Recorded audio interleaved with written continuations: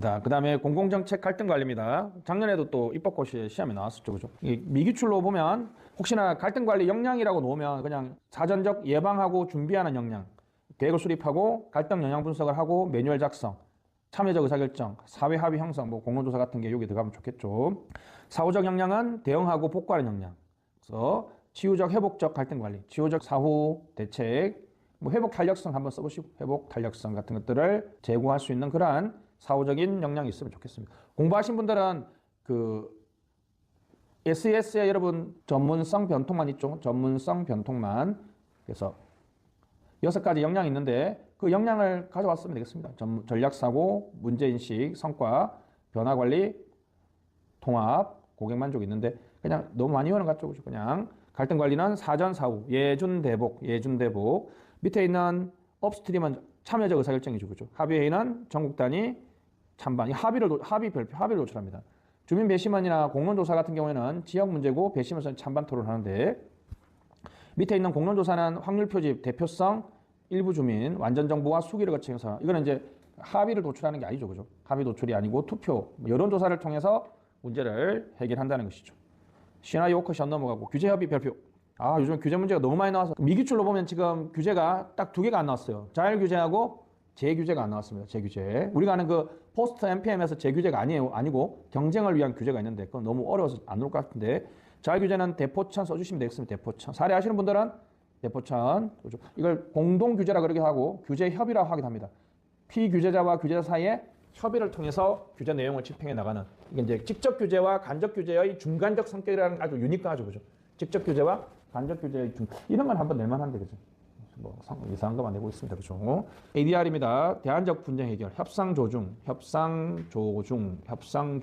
협상은 이제 당사자들끼리 직접 하는 거고 구속력이 없습니다. 상담은 제3자 옆에다가 절차가 있습니다. 그러나 구속력이 없고요. 중재는 제3자도 있고 구속력도 존재합니다. 행정심판이 중재가 중간에 있는 게 중재적 조정이죠. 공론조사가 원래는 구속력이 없는데 대통령이 따르겠다고 해버렸으니까 마치 뭐와 같은 효력? 중재와 같은 효력을 그죠? 가지는 거죠. 그래서 무슨 조정? 중재적 조정이고 이거는 선생님마다 번역이 다르니까 영어로 기억해야 된다 그랬죠. 영어로 꼭 한번 써주시고 갈등관리 원칙은 지금 법에 있는 원칙입니다. 공유신자 참여지 밑줄 공유신자 참여지 정보 공개하고 공유하고 신뢰 확보 자율 해결 참여 이익의 비교 역량 지속 가능한 발전 더하기 쓰시고 옆에 수기성을 쓰든지 합의성을 쓰든지 그죠. 만약에 시험에 놓으면 갈등관리 원칙을 써봐라고 놓으면 기존 거 써주고 뭐가 부족하다라고 약간 비판해주면 되거든요. 수기성은 공론조사에 관련된 공론조사 쓰시고 위에다가 가로 열고 합의성은 시하오 쓰시고 시하오 지속가능 발전협의회는 만장일치라는 방식을 사용했습니다. 만장일치. 그러니까 반대 집단이 거기에 참여할 수 있는 유인이 생기는 게 뭐 때문이다? 만장일치 때문이죠. 유일하게 안 놓은 학문적 연구 결과에서 유일하게 안 놓은 게 요거 유형별 이익 갈등은 주민 배심원 이익 갈등 뭐 예를 들면 님비 핀피 써보시죠. 님비나 핀피와 같은 것들은 우리가 주민 배심원 제도 왜냐하면 님비와 핀피는 지역 문제잖아요. 그죠? 뭐 쓰레기 소각장이라든지 뭐 이런 것들이니까 이렇게 하고 환경 갈등은 규제 협의는 지역 쓰시고 지역 대포청 같은 거 공론조사는 전국적 예를 들면 이제 원자력 같은 경우에는 우리나라 국민 모두에게 영향을 주잖아요. 그죠? 대포천 문제는 부산 지역에만 영향을 주니까 그때는 규제 협의를 하면 된다는 거죠. 인연 갈등은 국가공론화위원회, 프랑스의 공공토론위원회를 모방한 거고 우리나라도 이렇게 있었으면 좋겠는데 아쉽긴 하네. 그죠? 신공공 서비스 한번 시험에 나왔는데 다시 놓을지 모르겠는데 그죠? 항상 여기 그 옆에 맨 왼쪽에 항상 뭐 배경을 먼저 써주는 건 항상 중요하죠. 그죠? 뭐 이렇게 썼지만 이론적 배경하고 현실적 배경이 있다는 거 키워드 정도 확인해 보시면 되겠고 이제 여기 담론이론하고 조직상의 인도주의는 무조건 써야 됩니다. 왜냐하면 그래서 PSM을 도출하려면 공무원들은 뭘로 본다? 청지기로 보는 조직상의 인도주의를 써줘야지 논리적으로 연결되잖아요. 그죠? 민주적 담론의 부산물을 했으니까 담론이론, 사회공론, 뭐 시민참여이론 뭐 여러 가지 있습니다. 그죠? 자, 공익이 있고요. 그 다음에 정보역 조직, 인사 재무의 맨 마지막에 행정 책임이 있습니다. 됐죠? 다시 틀만 외우면 됩니다. 공부 많이 하셨으면 배경, 뭐 역할, 조직 관료들, 그 다음에 행정 책임.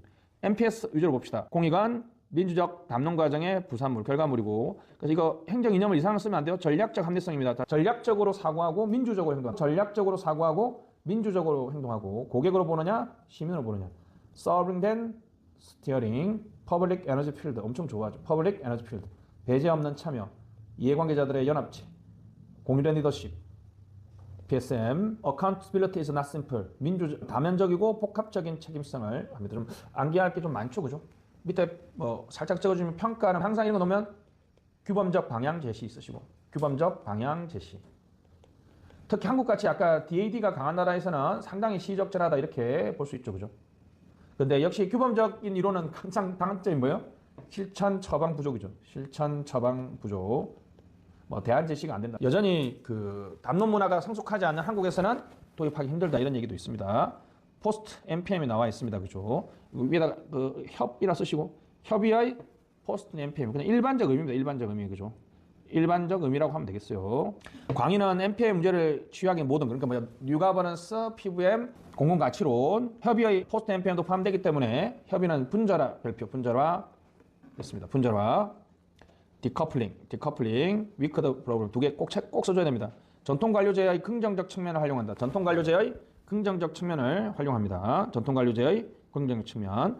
그래서 이제 유럽하고 미국도 발표해 주시고 그죠. 이제 유인봉 교수님 설명인데 이건 좀 배경에서 좀 유럽은 부처 간 협업을 강조하는 장관 책임성이 강조되고 있고 2000년대 중반 이후부터 도입되었다고 하시면 되겠고 미국은 당연히 아시죠. 미국은 어떤 참여나 시민 정신을 강조하는 미국의 어떤 민주주의 전통 요소에 9.11 테러의 국토 안보부 꼭 써야 되죠. 카트리나까지 써줘도 좋습니다. 카트리나 재난 때 어떤 협업이 잘 안 돼가지고 그때 참 심각한 문제가 있었죠. 그죠? 됐습니다. 이 정도는 꼭 써줘야 되는 것들입니다. 1번부터 6번 한 번만 읽어보겠습니다. 분절화 방지, 총체적 합체적, 재직권 재규제, 일본은 책임 운영 기관을 폐지했다는 거 꼭 써주시고 공공민간 파트너십, 역할 모호성 제거 및 명확한 역할관계 정립, 각국의 문화적, 행정적 요소를 고려한다.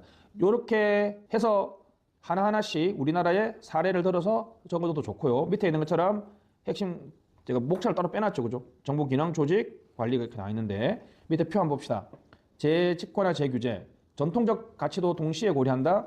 민영화에 대한 신중한 접근, 공공민간 파트너십. 제가 가장 좋아하는 말이죠. 관료제와 탈관료제의 변정법적 조화 이렇게 하면 좋은데 그치? 관료제와 탈관료제의 변정법적 조화. 재직권 재규제, 재직권 재규제. 분절화 축소 및 총체적 정부, 통정부. 유미몽 교수님 이걸 통정부로 번역하잖아요. 통정부. 일본은 책임 운영 기관을 폐지했다는 거 꼭 좀 기억 좀 해주시고 자율과 책임의 동시정대입니다. 그죠?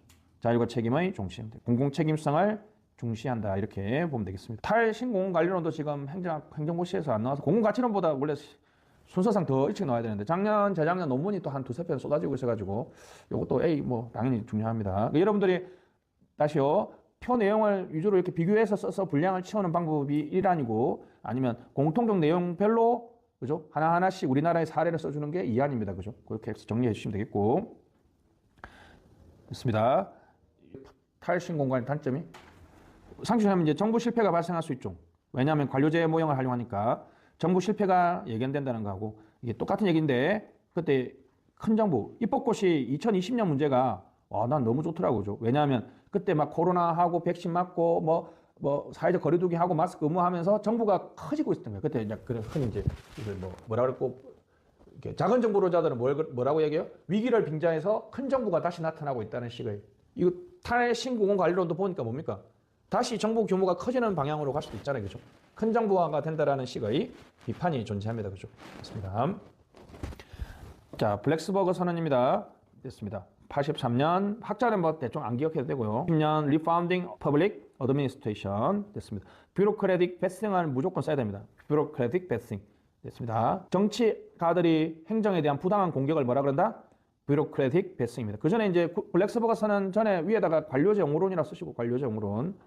관료제 용어론의 80년대 버전이 블랙스버그 선언이고 그것의 90년대 버전이 Refounding Public Administration이죠. 관료 후려치기 구체적으로 설명하지 않아도 되는데 뭐라고요? 정치가들이 자신들의 책임을 누구한테? 정부한테 떠넘겨서 정부는 부당한 공격을 받고 있다. 이걸 극복하기 위해서는 됐습니다. 전문직업주의 밑줄 전문직업주의 밸런스윌 꼭 써줘야 됩니다.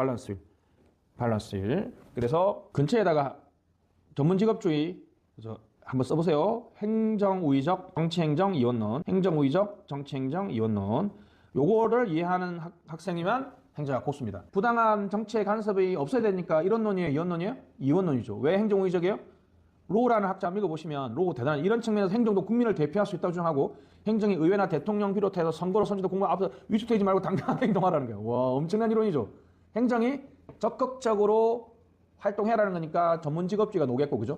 행정 윤리를 강조합니다. 동그라미 3번 국정 운영에서 시민 참여 체크. 둘째, 가치와 가정에 대한 숙고. 셋째, 이해관계자들에 대한 파악과 관심이 있습니다. 그죠? 그래서 이제 바로 이제 이걸 열심히 하는 이유는 바로 공공가치론 때문에 하는 거죠. 그죠? 공공가치론의 이론적 근거가 바로 블랙스버그 선언입니다. 블랙스버그 선언. 무어의 공공가치론이 나와 있습니다. 오늘 시험 문제 냈는데 상당히 많이 업데이트 해가지고, 그죠? 내용이 많이 들어가 있습니다. 한번 보시면 되겠고.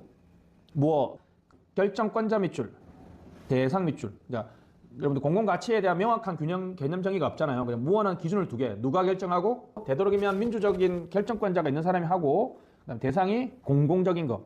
전략 삼각형은 무조건 남겨야 되죠. 정당성과 지지의 환경, 공공가치의 생성, 운영 역량이 있습니다. 전략관리자 별표, 전략관리자.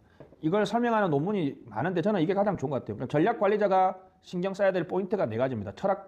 당연히 이제 공공가치에 대한 어떤 제시와 정당화라는 역할을 해야 되고, 두 번째, 정치적이란 말은 이해관계자들의 충분한 지지와 합의를 이끌어낼 수 있어야 되겠죠. 그죠? 기술적이란 말은 어떤 그 문제를 정확하게 집행하고 성과를 달성할 수 있는 그러한 능력.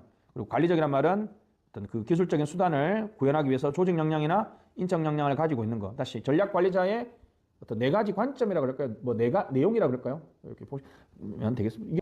이게 공공가치 회계가 있습니다. 비용 항목, 성과 항목.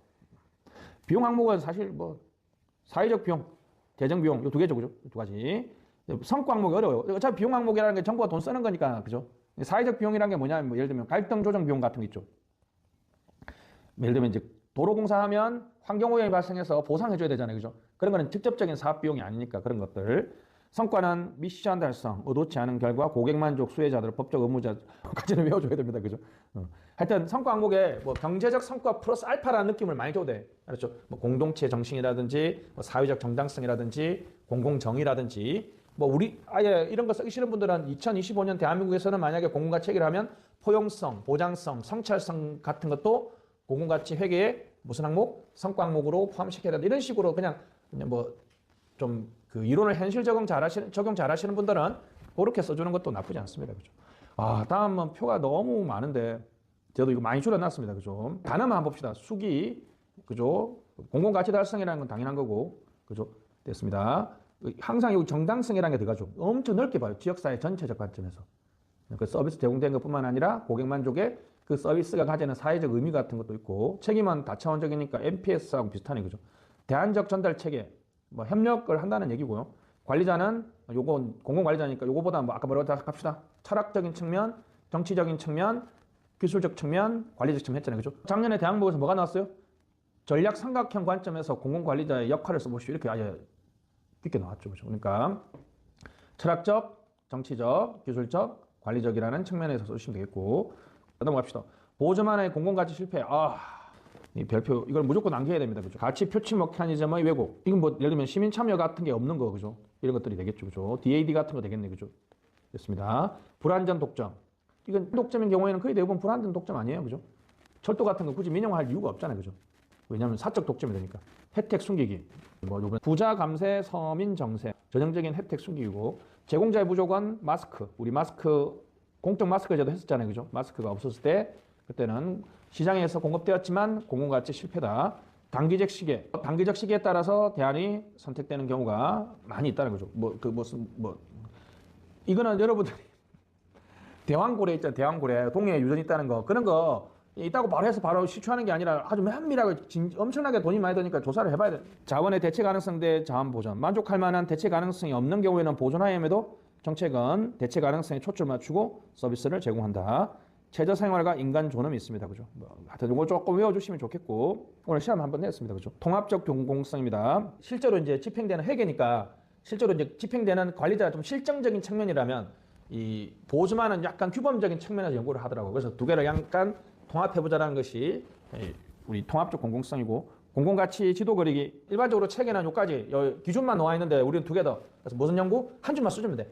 규범적 측면과 실정적 측면을 통합하려는 무슨 연구? 통합적 공공성에 대한 연구와 공공가치 매핑은 외우고 싶잖아요, 그죠? 을 통해서 공공가치 실패론을 좀 더 정밀하게 체계화했다. 뭐 이런 정도로 해주면 아주 나이스할 것 같습니다. 넘어가시죠. 넛입니다. 일단 가정은 뭐 제한된 합리성은 무조건 체크해 주시고 휴리스틱 체크, 귀납 체크 요 네 가지. 그다음에 행동적 시장 실패의 선택 설계. 다시 요 네 가지는 무조건 써야 돼요. 제한된 합리성에 친 인간들은 시스템 1이 아니라 시스템 2, 직관, 휴리스틱을 활용하죠. 근데 그게 뭐가 있어요? 편견과 오류가 있기 때문에 무슨 시장 실패를 범한다? 행동적 시장 실패를 범한다. 그래서 무슨 설계? 넛지를 선택 설계를 통해서 부드러운 개입을 통한다는 거죠. 넘어가시고 내부 효과 체크해 주시고 내부 효과. 여기 이제 시장 실패와 비교해서 밑에 보면 제3자한테 나쁜 걸 발견하는 것은 우리 시장 실패인데 행동적 시장 실패는 자기가 잘못한 피해는 누가 입어요? 자기가 입으니까 내부 효과입니다. 그래서 선택 설계입니다. 선택 설계. 넛지. 그래서 거기 동그라미 2번에 명령 지시 유인 보상 이용하지 않은 부드러운 개입. 촉매적 쓰시고 촉매적 촉진적 쓰시고 촉진적 수단, 촉진적 수단 써요. 부드러운 개입이라고 나와 있죠. 거기다 촉매적 수단, 촉진적 수단. 돈을 주거나 금지하면 넛지가 아니에요. 알았죠? 부드러운 개입. 디폴트 옵션 있고요. 정보와 선택의 단순화가 있습니다. 그죠? 현저성. 그죠? 현저성은 여러분 교통신호도 쓰시고 교통신호. 사회 규범의 활용. 그다음에 정보 공개 시각정보. 시각정보는 이제 담배 쓰시고 담배. 여러분들 부모님 차 타고 가보면 이제 인터체인지에서 주황색 선하고 그 약간 핑크색이라 해야 되나? 그 선하고 있으니까 사고가 30% 줄었다 그랬죠. 그런 게 전형적인 시각정보죠. 그죠? 자발적 공적 약속 기억에. 여기는 요 사례를 좀 많이 좀 기억해 주는 것도 좋을 것 같습니다. 그죠? 넛지 특징 자유주의적 개입주의, 수단 개입주의, 촉매적 수단, 증거 기반의 정책 수단, 급진적 점정 넘어가시고 그래서 다음 페이지 다음 페이지 신공공 관리와 넛지가 있습니다. 됐습니다. 내가 보기에는 그 학문 토대 위에다가 이제 넛지 위에다가 자 갑니다. 위에 아까 했죠? 무슨 합리? 제한 합리. 제한된 합리성 칭산 한번 휴리스틱을 이용한다. 휴리스틱. 근데 뭐가 있다고요? 항상 무슨 실패? 행동적 시장 실패가 있고 그래서 선택 설계를 제공하는 것이 기본적이고 행동 경제학, 제한된 합리성, 자유주의적 개입주의, 행동적 시장 실패와 행동적 정보 실패, 선택 설계자, 삶의 질 개선 됐습니다. 장점, 선택의 자유를 합니다. 무슨 수단? 촉진적, 촉매적 수단. 그래서 강압적이지 않고 적은 비용이 든다. 뭐 행동을 변화시키는 데는 돈이 적게 든다는 거죠.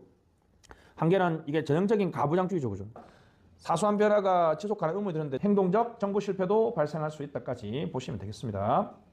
딜레마 모형입니다. A 해주시고 선균 충분. 그냥 저는 항상 사드를 예를 많이 드는데 그죠? 사드 선균 충분이 있습니다. 그죠? 아니면 위에 있는 것처럼 기회 손실 쓰시고 다시 딜레마 상황은 어떤 상황이다? 하나의 대안을 선택했을 때 잃어버리는 뭐가? 기회 손실이 커서 선택이 곤란한 상황이라고 개념적인 해두고요. 두 대안 사이에 무슨 상태가 성립하는 거? 선균 충분히 성립하는 거. 외우기 쉬운 거 하세요. 그러면 병안 소급 상호 회의 결정 비결정이 빠졌다 그죠? 동모가세가 있습니다. 상호 회의 결정 동모가세가 있습니다. 가장 소극 대응에서 많이 하는 게 결정권의 이양이죠. 됐습니다. 결정권의 이양, 지속 가능 위원회 같은 것들이 결정권을 이양해서 만들어진 대표적인 거죠. 상하의 호도나 회피나 뭐 친북 좌파, 사드 반대하면 친북 좌파 뭐 이런 식으로 해서 프레이밍을 씌우려고 하는 거죠. 희생양, 뭐 장관 교체라든지 이런 것들이 눈물 의식 등이죠. 동시 선택은 뭐 두 개 다 하는 거예요. NCND 이게 가장 많이 공론조사가 원자력 발전을 할 건지 안 할 건지 잘 몰랐다는 거죠. 그죠? 됐습니다. 그래서 이거는 암기가 좀 많은데 그죠? 좀 외워주시면 좋을 것 같아요. 정부에서는 사전 대안 분석만 이옵시다. 다시 말하고요. 정부 규모를 늘리거나 줄이거나 큰 정부 작은 정부 말하지 마시고 뭐 하면 된다? 항상 그 일을 하기 전에 다른 대안이 뭐가 있는지를 쭉 분석하면 됩니다. 무슨 분석? 사전 대안 분석이라고 하면 되겠고 정부 규제입니다. 일단은 2016년부터 지금 미친 듯이 많이 나오고 있는데 양질 관리, 다시 뭐라고요? 양질 관리 아니면 less, better management, 다시 뭐라고? less, 양을 줄이는 거죠. 질적 개선은 better, better죠. 매너지먼트, 규제 관리. 규제 양을 줄이려면 네거티브 시스템 아실 거고 규제 전면 재검토가 있습니다. 규제 영향 분석은 올해 어디에 나왔더라? 잠깐만요. 입학고시에 나왔는지 행정고시에 나왔나? 하여튼 작년에 나왔죠. 규제 샌드박스가 나와야 됩니다. 규제 샌드박스 A 해주시고 규제 대안입니다. 규제 질을 관리할 때는 자, 직접 규제 다음에 간접 규제, 배출권, 자율규제 A. 자율규제가 공동규제, 규제협의라고 하기도 합니다. 행정지도, 정보 제공까지 있습니다. 그죠? 규제 관리는 규제에 대한 복잡성에 대한 이해, 현재 상태를 유지하는 것을 말합니다. 재규제는 규제 완화 이후에 재경쟁을 위한 규제. 비대칭적 규제라고 가장 이해하기 쉬운 거는 번호 이동할 때 SK는 바로 하도록 하고 KT는 6개월 뒤에, LG는 1년 뒤니까. 자, 여러분 규제를 하면 똑같이 해야 되는데 대칭적이에요, 비대칭적이에요? 왜 그렇게요? SK 이용자들을 이쪽 KT나 LG로 옮겨가지고 경쟁을 유도하려고 한 거죠. 그래서 이게 좀 어렵긴 한데 하여튼 지금 개별 문제에서 미기출한 여기 자율규제하고 재규제가 미기출이고 전반적인 흐름은 2016년에 나왔고요. 규제 샌드박스에 신허 특구는 좀 외워야 됩니다. 그죠? 신허 특구. 30일 모하면 임시허가 금지돼 있으면 실정 특례, 지역 특구는 시도지사가 신청한다는 거죠. 나머지 앞에 세 개는 사업자가 신청하는 거고 지역 특구는 시도지사가 신청하는 게 좀 차이인데 이 규제 지역 특구로 지정되면 이 규제 샌드박스가 자동으로 지정되기 때문에 규제 샌드박스는 신허 특만 맞습니다. 연관해서 지역 특구까지 외워주시면 좋을 것 같습니다. 행정학 서론은 여기까지 합시다. 수고하셨습니다. 박수!